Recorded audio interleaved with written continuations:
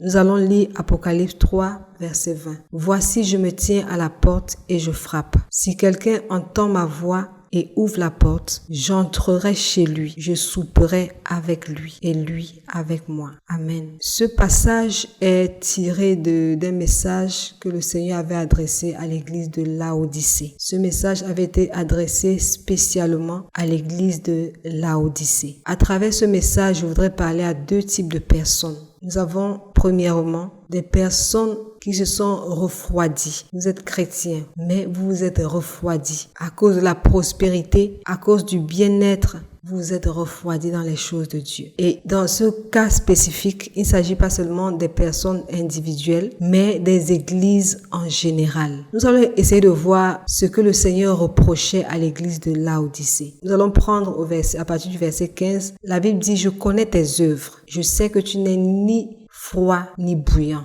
Amen. L'église de Laodicée est une église tiède. Et qu'est-ce qu'une église tiède? C'est une église où l'on ne sent plus la présence de Dieu. C'est une église qui a chassé Jésus de ses enceintes. Voilà pourquoi elle est devenue tiède. C'est une église qui prêche Jésus, bien entendu, mais n'applique pas les principes de la Bible. Alléluia. C'est une église qui est arrivée au stade de la stagnation spirituelle.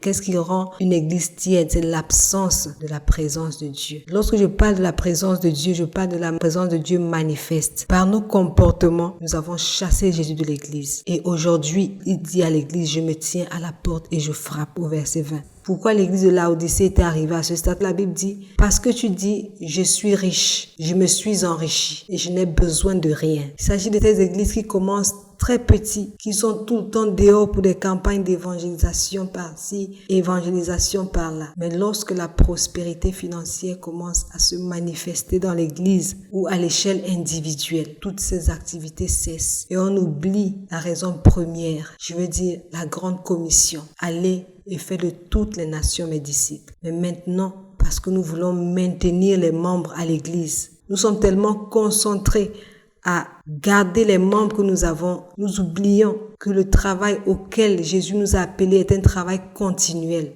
Voilà pourquoi d'autres vont même jusqu'à changer leur message. Lorsque tu changes ton message, Jésus quitte ta maison. Devons-nous arriver au point où Jésus vienne encore nous supplier de lui ouvrir les portes de nos églises? Parce que oui, il y a des églises aujourd'hui, on a du mal à savoir exactement ce qui se passe dans l'église. On n'arrive pas à faire la différence entre l'église aujourd'hui et le monde. On n'arrive pas à faire cette différence. Nous avons épousé le monde dans l'église. Nous avons des activités inutiles, des activités qui ne glorifient pas Dieu. Mais ces activités prennent l'ampleur, ça prend le dessus. Ces activités ont pour but de faire plaisir aux membres de l'église. Jésus ne nous a pas envoyés à aller faire plaisir aux gens. Il nous a demandé d'aller prêcher l'évangile.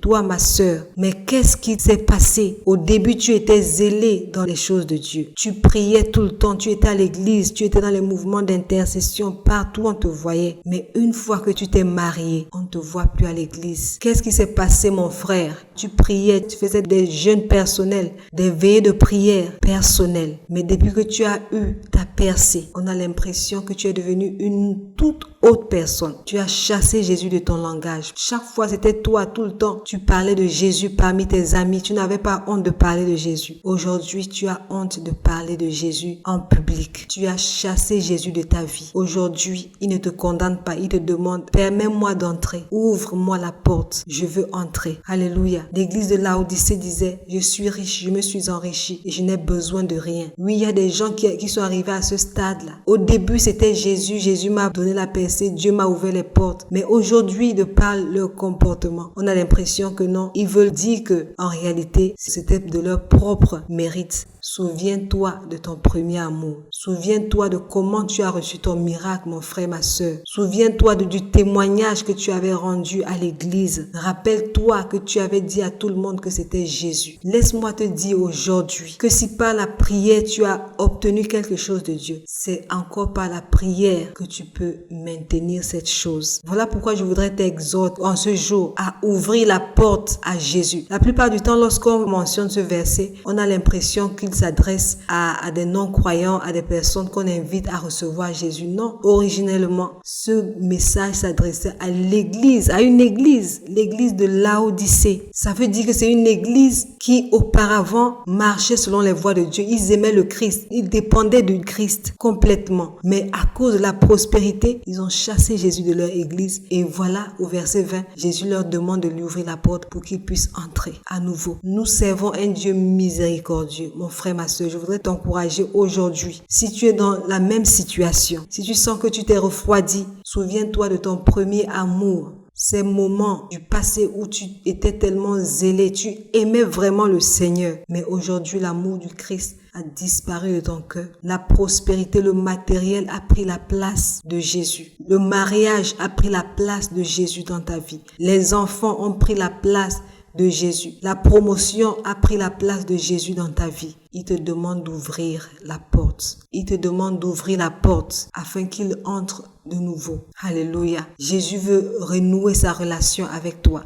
Cela ne veut pas dire que tu n'as pas le Christ dans ta vie, mais ça veut tout simplement dire que oui, tu as le Christ, mais tu n'appliques pas, tu refuses d'appliquer ses principes. Il veut entrer dans toute sa plénitude. Il veut entrer avec sa parole. Il veut entrer avec le brisement. Il veut entrer avec son esprit. Il veut te montrer que tu dois être humble et continuer de dépendre de lui, comme c'était le cas au début de votre relation. Ouvre la porte, mon frère, ma soeur. Tu t'es trop éloigné. Tu cours un danger terrible en t'éloignant davantage. Ouvre la porte. Souviens-toi de ce qu'il a fait pour toi dans le passé. Église, ramenons le Christ dans nos messages. N'ayons pas peur de réprimander les membres lorsqu'ils sont dans l'erreur. Alléluia.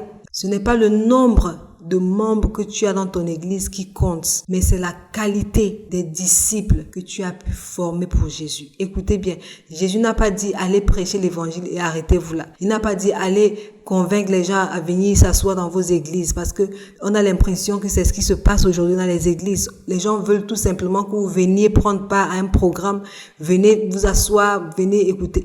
Voilà, mais Jésus nous a pas envoyé prêcher l'évangile et nous arrêter là, mais il nous a dit allez faire de toutes les nations mes disciples. Il y a une grande différence entre prêcher l'évangile et faire des disciples. Tout le monde peut prêcher, mais le travail ne s'arrête pas là jusqu'à ce que cette personne devienne un disciple comme vous-même, que cette personne soit capable aussi de prendre l'initiative de sortir pour aller prêcher comme vous. Alléluia. Aujourd'hui, nous avons eu tel nombre de membres. La question c'est, quelle est la qualité? Quel est le standing spirituellement? Quels sont tes projets pour eux? Est-ce que tu veux juste qu'ils viennent s'asseoir à l'église? Qu'est-ce que tu veux faire d'eux? Alléluia. Et aujourd'hui, j'aimerais également dire quelque chose rapidement à toute personne qui se lance dans le ministère. Ça fera l'objet d'un autre message, mais ce que je voudrais dire aujourd'hui, c'est que chacun doit se poser la question. Que ce soit un pasteur qui a déjà commencé le ministère ou un frère ou une sœur qui a le désir de commencer un ministère. J'aimerais que nous posions la question de savoir quelles sont nos véritables motivations. Qu'est-ce qui te motive véritablement? Sincèrement, sois honnête avec toi-même. Qu'est-ce qui te motive à te lancer dans l'œuvre de Dieu au point de vouloir ouvrir une église ou alors commencer un ministère? Et j'aimerais te dire que si tu n'arrives pas à répondre à cette question et si tu as des doutes quant à la véritable motivation, ce qui te pousse véritablement à vouloir servir Dieu, mon frère, ma soeur, je voudrais que tu prennes un temps de prière et que tu cherches la face de Dieu. Parce que de nos jours, plusieurs se lancent dans l'œuvre de Dieu pour des raisons qui n'ont rien à voir avec le royaume. Donc pour revenir à notre message, nous devons ramener Jésus à l'église. Ramenons Jésus dans nos messages. Ramenons Jésus dans nos églises. Ouvrons-lui les portes de nos cœurs. Nous avons été trop éloignés. Et je vais vous dire quelque chose. Parfois, le fait d'être actif, super actif à l'église ne veut pas dire que vous avez une bonne relation avec Dieu. Malheureusement. Il y a des gens qui pensent que parce qu'ils vont à l'église tous les dimanches, parce qu'ils chantent à la chorale, parce qu'ils sont ceci, parce qu'ils sont cela, ça leur garantit une bonne relation avec Dieu. Je vous assure, parfois, tu peux être la personne la plus active de l'église et aussi la personne la plus éloignée de Dieu. Je voudrais nous amener à réfléchir aujourd'hui. Prends un temps, commence à étudier ton propre cœur. Regarde à quel point tu t'es éloigné et vois ce message comme une interpellation. Jésus qui t'interpelle. Voilà.